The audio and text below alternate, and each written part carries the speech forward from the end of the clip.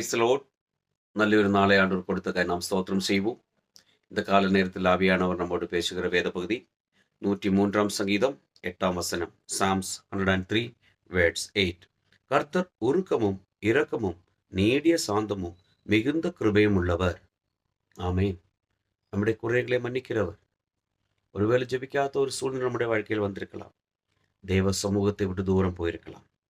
ஆனாலும் கர்த்தர் நம்மளை கைவிட மாட்டார். அவர் நம்மளோடு கூட இருப்பார். அவர் சாந்த குணமுள்ளவராயிருக்கிறார்.